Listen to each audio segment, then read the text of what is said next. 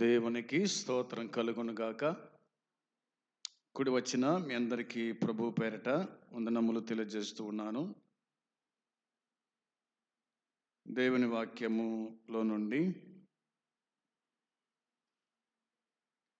ప్రకటన గ్రంథము 7వ అధ్యాయము. ప్రకటన గ్రంథము 7వ అధ్యాయము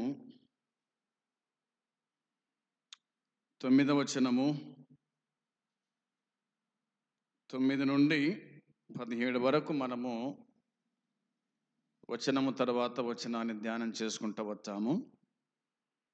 మొదటిగా 9వ వచనము చదువుకుందాం. అటు తరువాత నేను చూడగా, ఇదిగో, ప్రతి జనములో నుండి, ప్రతి వంశములో నుండి, ప్రజలలో నుండి, ఆయా భాషలు మాట్లాడు వారిలో నుండి వచ్చి ఎవడును లెక్కింపజాలని ఒక గొప్ప సమూహము కనబడెను. వారు తెల్లని వస్త్రము ధరించుకున్న వారై ఖర్జూరపు మట్టలు చేతబట్టుకొని సింహాసనము ఎదుటను గొర్రెపిల్ల ఎదుటను నిలువబడి ప్రార్థన చేసుకుందాం. ప్రేమగల తండ్రి, పరలోకమందున్న దేవా, నీ పాదములకు వందనాలు, స్తోత్రములు, స్తుతులు చెల్లిస్తూ ఉన్నాం. సర్వాధికారివి, సర్వోన్నతుడవు, సర్వశక్తిమంతుడవు, ఉన్న అనువాడవు, నీకు స్తోత్రము, స్తుతులు చెల్లిస్తూ ఉన్నాం. దేవా, ఈ దినము ఈ సమయములో నీ సన్నిధి మాకిచ్చినందుకై స్తోత్రం, స్తుతులు చెల్లిస్తున్నాం. నీ వాక్యానికి ప్రాముఖ్యతను మేము ఇచ్చినట్లుగా మీరు కృప చూపించినందుకై స్తోత్రం. విశేషించి చేరవచ్చిన వారిని కూడా దీవించి ఆశీర్వదించండి. ఈ వాక్యాన్ని వింటున్న మా జీవితాల్లో బలమైన విశ్వాసము దయచేయండి. నీ రాకడకు సిద్ధపడినట్లుగా సహాయం చేయమని యేసుక్రీస్తు నామంలో ప్రార్థిస్తున్నాము తండ్రి, ఆమెన్. 6వ అధ్యాయానికి 8వ అధ్యాయానికి మధ్యన ఉన్నటువంటి అధ్యాయము 7వ అధ్యాయం. ఈ 7వ అధ్యాయము విరామ అధ్యాయము అని మనము చెప్పుకుంటూ వచ్చినాం. ఈ అధ్యాయములో మనము 2 భాగాలు చేయగా, మొదటి భాగమేమో 1,44,000 మంది ముద్రింపబడుట, అది కూడా 12 గోత్రాలలో ముద్రింపబడిన వాళ్ళు. ఈ 12 గోత్రాల వారు ఎవరంటే యాకోబు కుమారులు అని దేవుని వాక్యము చెప్తూ ఉంది.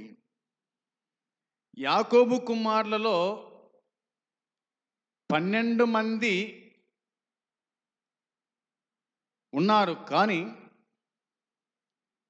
12 మందిలో ఒక గోత్రం మాత్రమే ఆ గోత్రం పక్కకు పోయింది.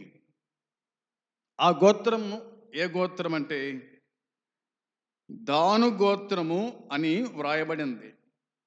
దాను గోత్రము అని రాయబడింది. ఈ దాను గోత్రపు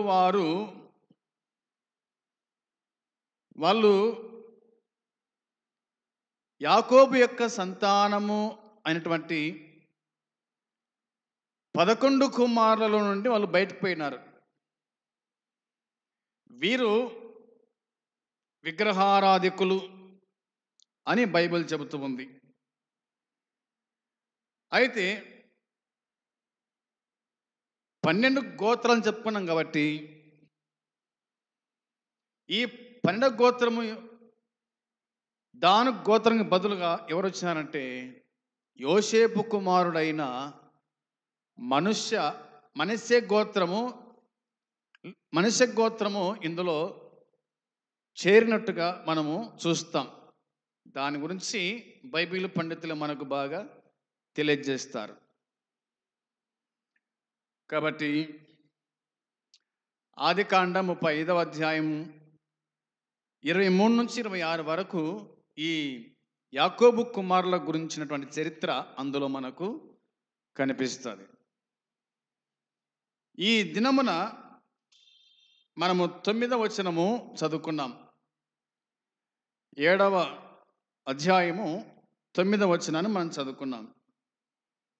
ఈ 9వ వచనములో ఒక గొప్ప సమూహము కనిపిస్తూ ఉంది.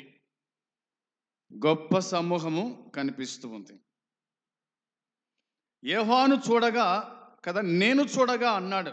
అంటే యోహాను చూడగా ఇదిగో ప్రతి జనములో నుండి, ప్రతి వంశములో నుండి, ప్రజలలో నుండి, ఆయా భాషలు మాట్లాడు వారిలో నుండి వచ్చి ఎవడును లెక్కింపజాలని ఒక గొప్ప సమూహము కనబడెను అనే మాట ఉంది. 1,44,000 మంది కంటే గొప్ప సమూహము కనిపించింది యోహానుకు. వారందరూ కూడా తెల్లని వస్త్రాలను ధరించుకున్నారు. ఈ గొప్ప సమూహము తెల్లని వస్త్రాలు ధరించుకొని ఖర్జూరపు మట్టలు చేతబట్టుకొని సింహాసనం ఎదుటను గొర్రెపిల్ల ఎదుటను నిలబడిరి అన్న మాట కనిపిస్తుంది. ఈ గొప్ప సమూహానికి ఏ వస్త్రాలు ఇవ్వబడినాయి అంటే తెల్లని వస్త్రాలు ఇవ్వబడ్డాయి. తెలుపు పరిశుద్ధతకు గుర్తుగా మనం చూస్తాం. పావురము తెలుపు ఉంటుంది, పరిశుద్ధత గుర్తుగా మనం చూస్తాం. కాబట్టి వీరిలో ప్రతి ఒక్కరి గుడిక తెల్లని వస్త్రాలు ఇవ్వబడ్డాయంట. వాళ్ళు ధరించుకున్నారంట. ధరించుకొని ఖర్జూరపు మట్టలు చేతబట్టుకొని సింహాసనము ఎదుట గొర్రెపిల్ల ఎదుట నిలబడిరి అనే మాట కనిపిస్తుంది. సింహాసనము గొర్రెపిల్ల. గొర్రెపిల్ల అంటే మన ప్రభు అయిన యేసుక్రీస్తు. ఆయనకుంటూ సింహాసనం ఉందని ఆ సింహాసనం ఎదుట వీళ్ళందరూ నిలబడ్డారంట. వీళ్ళందరూ కూడా నిలబడిరి అని దేవుని వాక్యంలో మనము చూడగలుగుతాం. 10వ వచనము చూడగా సింహాసనాసీనుడైన మా దేవునికిని గొర్రెపిల్లకును మా రక్షణకై స్తోత్రము అని మహాశబ్దముతో ఎలుగెత్తి చెప్పిరి అన్న మాట కనిపిస్తూ ఉంది.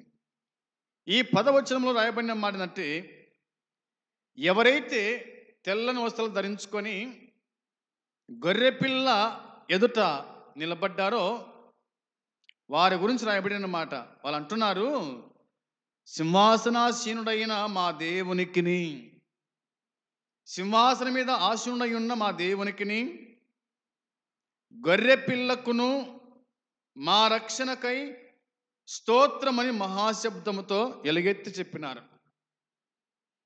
మా రక్షణకై, మా రక్షణ, రక్షించబడిన వాళ్ళం మనం.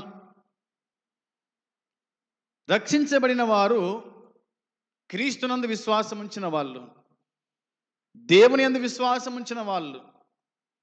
దేవుని యందు విశ్వాసం ఉంచుతున్నారు, నా యందు కూడా విశ్వాసం ఉంచండి అని అన్నాడు యేసుక్రీస్తు ప్రభు.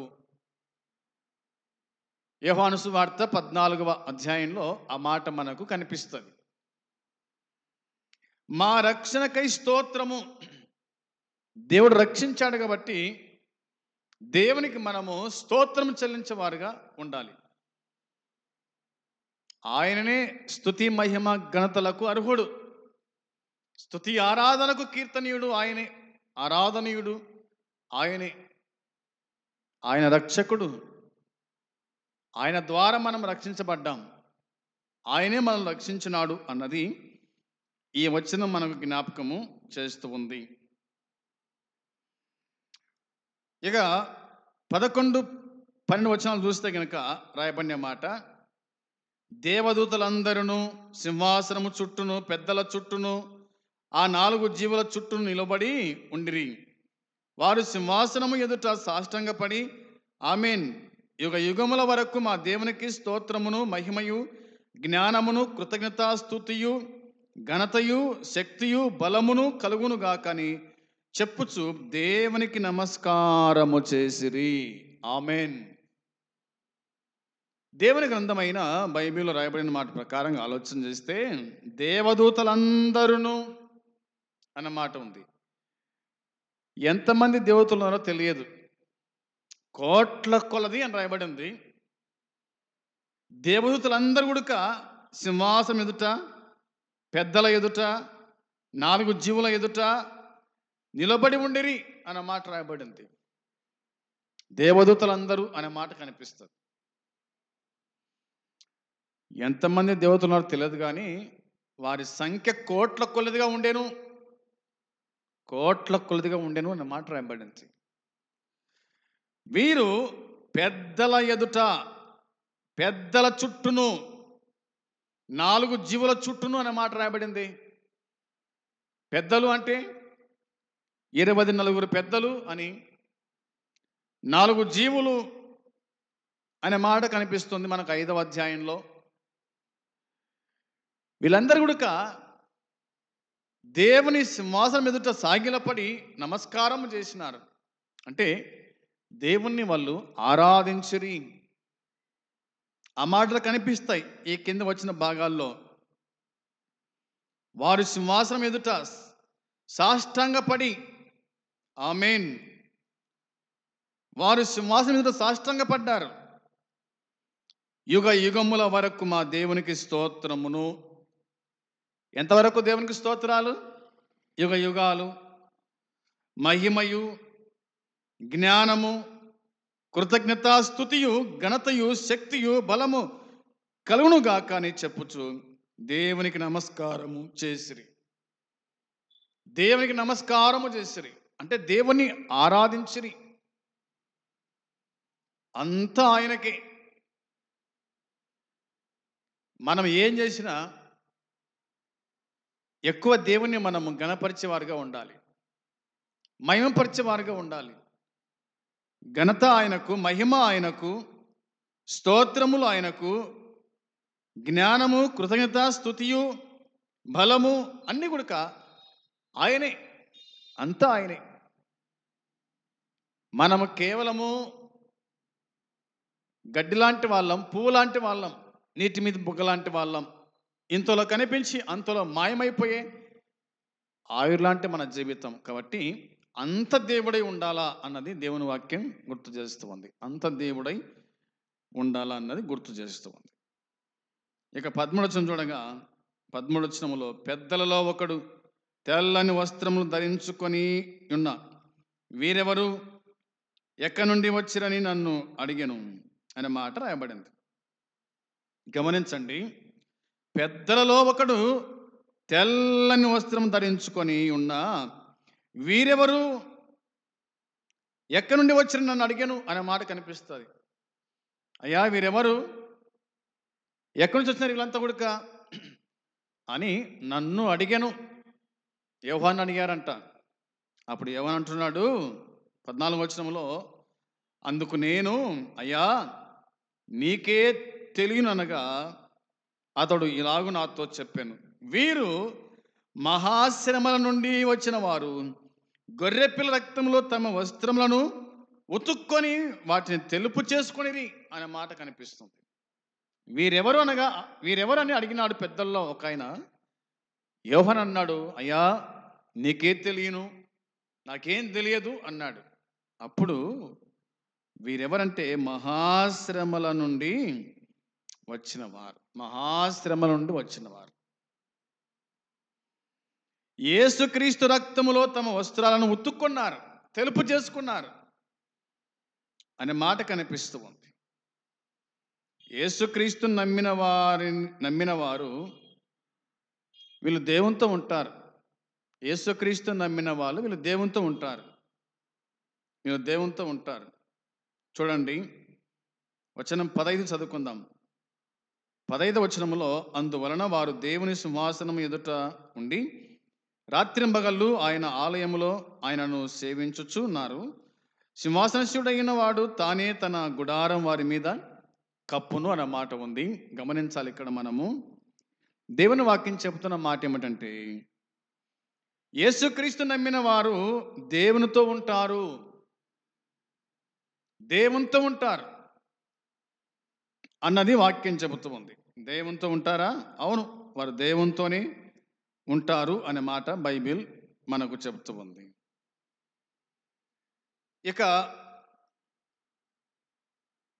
16, 17 వచనాల్లో వారికి ఇక మీదట ఆకలైనను దాహమైనను ఉండదు, సూర్యుని ఎండైనను ఏ వడగాలి అయినను వారికి తగలదు. ఏలయనగా సింహాసనం మధ్య నుండు గొర్రెపిల్ల వారికి కాపరి అయి జీవజలముల బుగ్గల యొద్దకు వారిని నడిపించుచు దేవుడే వారి కనుల నుండి ప్రతి బాష్ప బిందువును తుడిచివేయును అని దేవుని వాక్యం గుర్తు చేస్తూ ఉంది. దేవునితో ఉన్న వారికి నొప్పి వేదన ఉండదు. దేవునితో ఉన్న వారికి నొప్పి ఉండదు, వేదన ఉండదు, బాధ ఉండదు, కన్నీళ్లు ఉండవు, ఆకలి దప్పులు ఉండవు. ఆకలి దప్పులు ఉండవు. 6వ అధ్యాయం 9వ వచనంలో రాయబడిన మాట, ఆయన 6వ ముద్ర విప్పినప్పుడు దేవుని వాక్యము నిమిత్తమును తామిచ్చిన సాక్ష్యము నిమిత్తమును వధింపబడిన వారి ఆత్మలను బలిపీఠం కింద చూచితిని అన్నారు. వీరందరూ కూడా ఎక్కడ అంటే దేవుని యొక్క బలిపీఠం కింద ఉన్నారు. ఎవరు వీళ్ళు? వధింపబడిన వారు, వాక్యము నిమిత్తమై తామిచ్చిన సాక్ష్యము నిమిత్తమై వధింపబడిన వారు, చనిపోయిన వాళ్ళు. వీరు నిత్య విశ్రాంతిలో ఉన్నట్టుగా దేవుని వాక్యం గుర్తు చేస్తూ ఉంది. అందును బట్టి అక్కడ వారికి బాధ ఏముండదు, అక్కడ వారికి వేదన ఏముండదు అన్నది మనము గ్రహించు వారమై ఉండాలి అని నేను జ్ఞాపకం చేస్తూ ఉన్నాను. 14వ వచనం రాయబడిన మాట మనం చూస్తే 14వ వచనంలో వీరు పరిశుద్ధులు అన్న మాట ఉంది. వీరు పరిశుద్ధులు, వీరు మహాశ్రమల నుండి వచ్చిన వారు. పరిశుద్ధులు, వీరు మహాశ్రమల నుంచి వచ్చినవారు, మహాశ్రమం నుంచి వచ్చిన వారు, క్రీస్తును అంగీకరించిన వారు, దేవుని నమ్ముకున్న వాళ్ళు.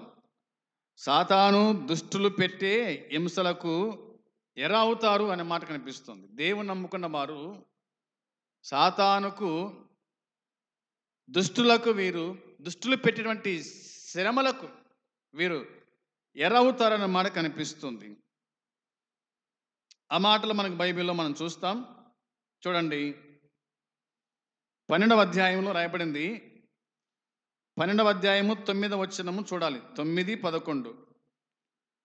9వ వచనం 11వ వచనం కూడా చదువుకుందాం. వారు గొర్రెపిల్ల రక్తమును బట్టి తామిచ్చిన సాక్ష్యమును బట్టి వానిని జయించి ఉన్నారు కానీ మరణం వరకు తమ ప్రాణములను ప్రేమించిన వారు కారు అన్నమాట.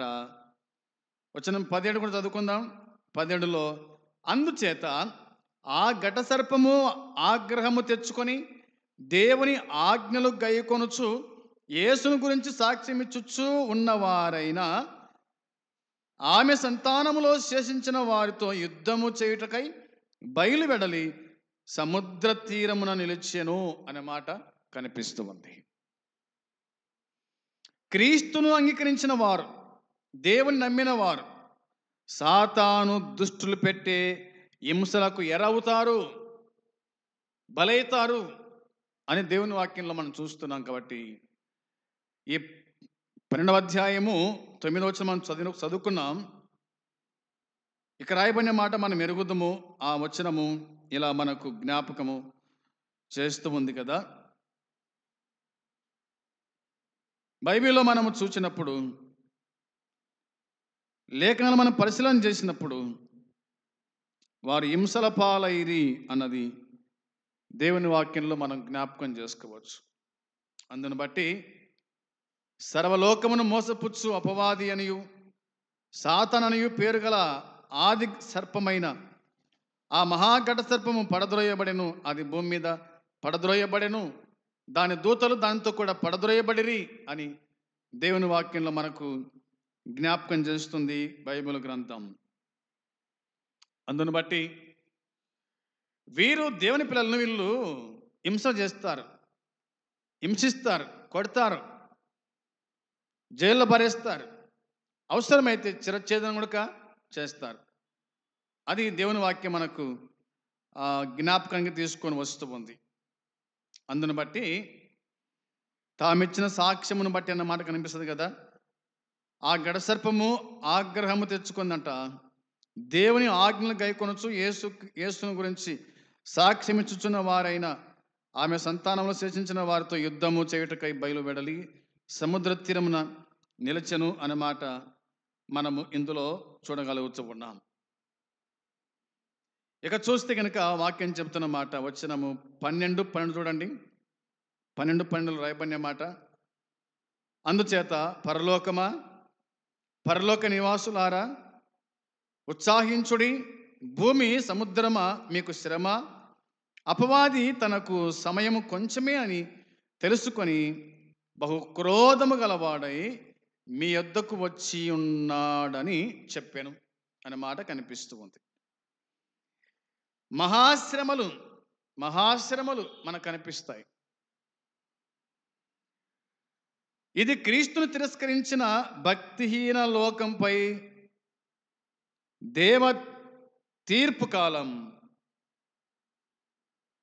అంతేకాదు, ఈ లోకములో క్రీస్తును ఆయన వాక్యమును నమ్మిన వారిపై సాతాను తన క్రోధాన్ని, హింసను కుమ్మరించేటువంటి కాలము అని బైబిల్ గ్రంథం మనకు జ్ఞాపకం చేస్తుంది. ఈ కాలములో పరిశుద్ధులెందరో సాతాను కోపాన్ని, భక్తినుల కోపాన్ని అనుభవిస్తూ నానా యాతనలు పడతారు అనే మాట బైబిల్ చెబుతూ ఉంది. నానా యాతనలు పడతారంట పరిశుద్ధులు, దేవుని నమ్మిన వాళ్ళు, ఆయన వాక్యం విన్న వాళ్ళు, సాక్ష్యం ఇచ్చిన వారు ఆయన గురించి నానా హింసలు, నానా బాధలు అనుభవిస్తారు. అంతం వరకు సహించిన వాడే రక్షణ పొందును. యేసుక్రీస్తు నమ్మితే శ్రమలు ప్రారంభమవుతాయి. యేసుక్రీస్తు నమ్మితే హింస ప్రారంభించబడుతూ ఉంది. యేసుక్రీస్తు నమ్మితే ఇక చిరచ్ఛేదం చేయబడతాం.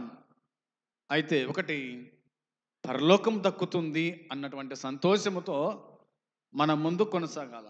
యేసుక్రీస్తు కూడా అంతే కదా. ముందున్న ఆనందం కొరకై అవమానం నిర్లక్ష్యపెట్టి శిలువను సహించి చనిపోయి సమాజ తిరిగి లేచినాడు ఆయన. పరలోకం మనకు ఉంది, ఆనందం మనకు ఉంది. దాని గురించి ఇక్కడ ఎన్ని హింసలు పడినా, ఎన్ని బాధలు పడినా సంతోషమే అన్నట్టుగా జీవించేవారుగా ఉండాలి. మన ముందున్న భక్తులు ఎంతోమంది శ్రమ పెట్టబడ్డారు, హింసించబడ్డారు, కొట్టబడ్డారు, చీల్చబడ్డారు, చంపబడ్డారు, శిరసాలు వేయబడ్డారు. చర్మాలు వలిచినప్పుడు కూడా వాళ్ళు మౌనంగా ఉన్నారు. ఎందుకోసం? దేవుని కోసం, దేవుని రాజ్యం కోసం అన్నది లేఖనాలు మనకు జ్ఞాపకము చేస్తూ ఉన్నాయి. ప్రియమైన సోదరి సోదరులారా, బైబిల్లో ఇలా మనము చూడగలుగుతూ ఉన్నాం. 6వ అధ్యాయము చూడండి, 11 రాయబడిన మాట. 6:11 దేవుని వాక్యం ఇలా చెబుతూ ఉంది. తెల్లని వస్త్రము వారిలో ప్రతి వానికి ఇయ్యబడెను, వారి వలనే చంపబడబో వారి సహదాసుల యొక్కయు సహోదరుల యొక్కయు లెక్క పూర్తగు వరకు ఇంకా కొంచెం కాలము విశ్రమింపవలనని వారితో చెప్పబడెను అనే మాట ఉంది. నాదా, సత్యస్వరూపి, పరిశుద్ధుడా, ఎందాక తీర్పు తీర్చక ఉందువు, మా రక్తము నిమిత్తము భూనివాసుల ప్రతిదండన చేయక ఉందు అని బిగ్గరగా కేకలు వేసి అన్నమాట మనకు కనిపిస్తుంది 10వ వచనములో. అందుకనే దేవుడు ఇలా చెప్పాడు వాళ్ళకు. ఏం చెప్పినాడు వాళ్ళకు అంటే, వాక్యం చెప్తున్న మాట, వారి వలనే చంపబడబో వారి సహాదాసుల యొక్క సహోదరుల యొక్క లెక్క పూర్తగు వరకు ఇంకా కొంచెం కాలం మీరు ఉండండి, విశ్రమించండి, కొంచెం కాలం మీరు ఒక్కనే ఉండండి, మీకు విడుదల కలుగుతుంది అని చెప్పినట్టుగా దేవుని వాక్యంలో మనము చూడగలుగుతూ ఉన్నాం. ఈ విషయాలు మనము బాగా అర్థం చేసుకునే వారికి ఉండాలని దేవుని వాక్యం మనకు గుర్తు చేస్తుంది. ఇక చివరిగా మనం ఆలోచన చేస్తే చూడండి, 19వ వచనంలో లేదా 11వ వచనం, 17వ వచనం చూడండి. 7:17 రాయబడిన మాట, 7వ అధ్యాయం 17వ వచనం రాయబడిన మాట, ఏలయనగా సింహాసన మధ్యమందుండు గొర్రెపిల్ల వారికి కాపరి అయి జీవజలముల బుగ్గల యొద్దకు వారిని నడిపించుచు దేవుడే వారి కనుల నుండి ప్రతి బాష్ప బిందువును తుడిచివేయును అనే మాట మనకు వాక్యం చెబుతున్నమాట. దేవుడే వారి కనుల నుండి ప్రతి బాష్ప బిందువును తుడిచివేయును. ఆయన కాపరి. బైబిల్ చెప్తున్నమాట, ఆయన కాపరి. 23వ కీర్తన, అది కాపరి కీర్తన. యెహోవా నాకు కాపరి అని రాయబడింది. యోహాను సువార్త 10వ అధ్యాయము మరి 11, 14 వచనాల్లో ఆయన కాపరి కనిపిస్తాడు. తన గొర్రెలకు కాపరి కనిపిస్తాడు. ఆయన కాపరి అని దేవుని వాక్యం గుర్తు చేస్తూ ఉంది. కాపరే పచ్చికల చోట ఆయన మేపుతాడు, పరుండ చేస్తాడు, శాంతిక్రమ జలం యొద్దకు నడిపిస్తాడు అని కూడా దేవుని వాక్యం మనం గుర్తు చేస్తూ ఉంది. కాపరికి గొర్రెల మీద శ్రద్ధ, కాపరికి గొర్రెలంటే ప్రేమ, కాపరికి గొర్రెలంటే ప్రాణం. నా గొర్రెల కొరకు నేను ప్రాణం పెడుతున్నాను చెప్పినాడు కదా. ఈయన మన కాపరి, ప్రభు అయిన యేసుక్రీస్తు మనకు కాపరి అని దేవుని వాక్యం చెబుతుంది. కాపరి ఏం చేస్తాడంటే కన్నీళ్లు తుడిచేవాడే కాపరి. నీకు ఏ లోటు లేకుండా, ఏ ఇబ్బంది లేకుండా, ఏ కష్టము లేకుండా, నీకు ఆకలి కాకుండా, దాహం కాకుండా, వస్త్రాలు సమస్తాన్ని ఆయన దయచేసేవాడు. కాబట్టి ఆయన నీవు ఏడిస్తే ఆయన చూస్తూ ఊరుకోడు. నీ కన్నీళ్ళను తుడిచేవాడు ఆయన. నీ కన్నీళ్ళు తుడిచి నీకు ఆదరణ కలిగించేవాడు ఆయన అని దేవుని వాక్యమే మనకు జ్ఞాపకము చేస్తూ ఉంది. చూడండి, 21వ అధ్యాయము 4వ వచనంలో చూస్తే, 21వ అధ్యాయం 4వ వచనంలో మనం చూడగా దేవుని వాక్యం ఇలా చెబుతూ ఉంది. ఆయన వారి కనుల ప్రతి బాష్ప బిందువును తుడిచివేయును, మరణమిక ఉండదు, దుఃఖమైనను ఏడుపైనను వేదనైనను ఇక ఉండదు, మొదటి సంగతులు పోయినని సింహాసనంలో నుండి వచ్చిన గొప్ప స్వరము చెప్పుట వింటిని అనే మాట కనిపిస్తూ ఉంది. నిజమే, అక్కడ వేదన, మరణం ఉండదు, దుఃఖం ఉండదంట, ఏడుపు ఉండదు, వేదన ఉండదు. ఇవి లేకుండా చూసేవాడే ప్రభు అయిన యేసుక్రీస్తు. ఆయన యావత్తు బాధ నొందాను, మన యావత్తు బాధలు ఆయన బాధ నొందాడు. కాబట్టి నీకు వేదన కలిగించాడు. నువ్వు ఏడవవు, నువ్వు దుఃఖపడవు, నీకు మరణం ఉండదు. అది ఆయన చూసుకుంటాడు. అందును బట్టి ఆయన వారి కనుల ప్రతి బాష్ప బిందువును తుడిచివేస్తాడు. తుడిచివేసి మరణ భయం లేకుండా చేస్తాడు, దుఃఖించకుండా చేస్తాడు, ఏడవకుండా చేస్తాడు, వేదన పడకుండా చేస్తాడు. ఆయనే గొర్రెపిల్ల అనగా మన ప్రభు అయిన యేసుక్రీస్తు అని దేవుని వాక్యం మనకు గుర్తు చేస్తూ ఉంది. ఇంకొక మాట చూడండి, యెషయా గ్రంథం 25:8లో, యెషయా గ్రంథం 25వ అధ్యాయము 8వ వచనం మనం చూడగా దేవుని వాక్యం మనకి ఇలాగా జ్ఞాపకం చేస్తూ ఉంది. మరెన్నడను ఉండకుండా మరణమును ఆయన మృంగివేయును, ప్రభు అయిన యెహోవా ప్రతి వాని ముఖము మీది బాష్ప బిందువులను తుడిచివేయును, భూమి మీద నుండి తన జనుల నిందను తీసివేయును. ఇలాగూ జరుగునని యెహోవా సెలవిచ్చుచూ ఉన్నాడు. ఇలాగూ జరుగునని యెహోవా సెలవిస్తూ ఉన్నాడు. ఆయన సెలవిచ్చినాడంట, మరెన్నడను ఉండకుండా మరణమును ఆయన మృంగివేసినాడు, మరణపు ముళ్ళు విరిచివేసినాడు, మరెన్నడూ ఉండకుండా అని దేవుని వాక్యంలో మనం చూస్తూ ఉన్నాం. కాబట్టి ఈ 7వ అధ్యాయం అంతా కూడా దేవుడు మనకు చేసేటువంటి ప్రతి మేలును, ఉపకారమును ఆయన ఇందులో రాసి ఉంచినట్టుగా దేవుని వాక్యంలో మనము గమనించగలుగుతూ ఉన్నాం. ప్రియమైన సోదరి సోదరులారా, దేవుడు గొప్పవాడు. ఆయన తన పిల్లలను సంరక్షించేవాడు. ఆయన తన పిల్లలను పోషించేవాడు, ఆదుకొని ఆదరించే దేవుడు. కాబట్టి మనము ఈ లేఖన సత్యాలను బట్టి ఆలోచన చేస్తూ ఎంతో జాగ్రత్తగా భయముతో వణుకుతో జీవించుదాం. యేసు ప్రభువుని నమ్మి ఆయన రాజ్యము చేరుదాం. అట్టి కృపా దేవుడు మనకు సమృద్ధిగా అనుగ్రహించునుగాక. ఆమేన్. ప్రార్థన చేసుకుందాం. పరలోకమందున్న మా తండ్రి, నీ పరిశుద్ధమైన పాదములకు వందనములు, స్తోత్రములు, కృతజ్ఞతాస్తుతులు చెల్లిస్తూ ఉన్నాము. ఈ దినము కూడా లేఖన సత్యాలు ధ్యానించుటకు నువ్వు చూపిన కృపను బట్టి వందనాలు తండ్రి. ఈ మాటలు అనేకులు విని మేలు క్షేమం పొందుటకు నీ కృప దయచేసి కాపాడుమని, సహాయం చేయమని మీకు అప్పగించుకుంటూ యేసుక్రీస్తు పరిశుద్ధమైన నామంలో ప్రార్థించి అడిగి వేడుకుంటున్నాము తండ్రి. ఆమేన్. పరలోకమందున తండ్రి ప్రేమ, మన ప్రభువైన యేసుక్రీస్తు కృప, పరిశుద్ధాత్మ సన్నిధి సహవాసం కూడి వచ్చిన మనకు సకల పరిశుద్ధులకు ఇప్పుడు ఎల్లప్పుడు సదాకాలము తోడై ఉండునుగాక. ఆమేన్. అందరికీ వందనాలు.